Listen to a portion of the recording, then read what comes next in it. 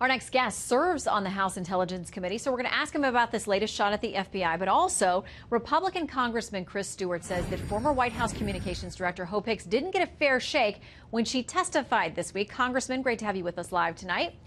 Good to be with you. Thank you. Okay, so let's start, first of all, with this letter that Congressman Nunes, the chair, has sent saying, I want this to be explained to me. Did the FBI break its own internal rules? Did it break criminal statutes? What do you make of the letter, which is getting plenty of pushback from the left? Yeah, well, it's appropriate. Look, if you don't have verified, documented information before the FISA courts, then you have no due process. You've essentially lost the rule of law. For heaven's sakes, if you're a FISA court judge, do you want to be wondering whether the evidence presented before you is actually accurate? Do you want to wonder if it's just, in some cases, political garbage, like this dossier is? Or do you want them to presume that the FBI has vetted this information, that they've documented it, that they've verified it, that they know it's accurate? Of course, that's what these FISA court judges expect. And that just didn't happen in this case. And you can't just shrug that off and say, well, you know, we'll do better next time, or this is an exception. We have to know that that's not taking place. Well, you know, the Democrats say that all of these allegations are baseless, that none of that did happen. In fact, in a response to Chairman Nunes' letter, we have the ranking Democrat, Adam Schiff, says this.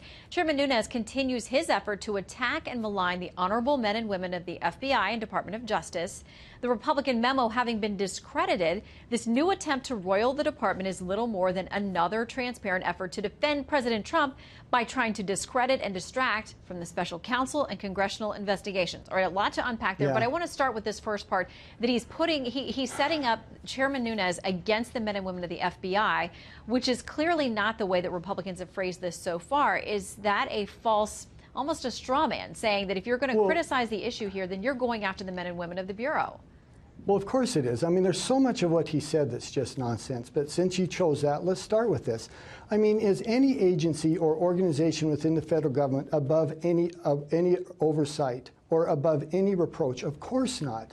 I was a member of the United States military. We had enormous power, but with that power came enormous responsibility. And we would ask the same thing of the FBI and the Department of Justice. And by the way, I have been contacted by more than a few FBI agents who have said to me, thank you for doing this.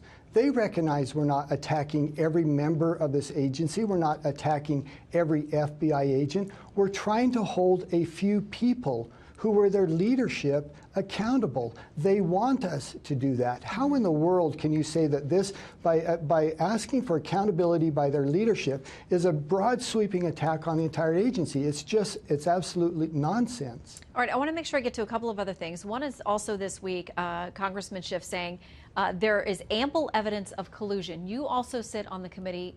What have you seen with regard to evidence of collusion? Well, I've seen quite a lot of evidence of collusion between Hillary Clinton and the Russian. But look, I would say to my friend, Mr. Schiff, we've been looking at this for going on 15 months.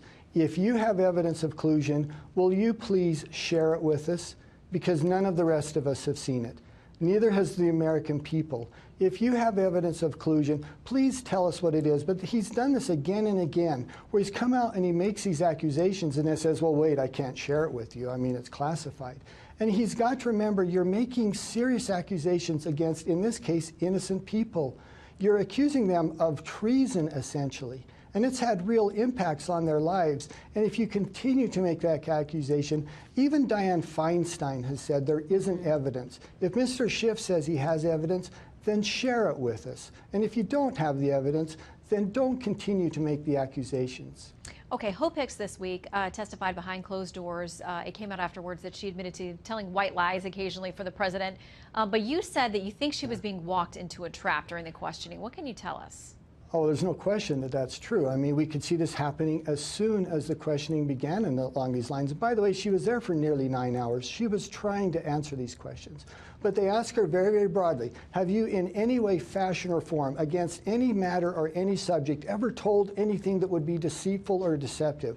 Well, no one can answer that question perfectly. Of course, we've all had instances like that. When someone asks you if they look good in this new suit, sometimes they don't, and you may not be honest with them.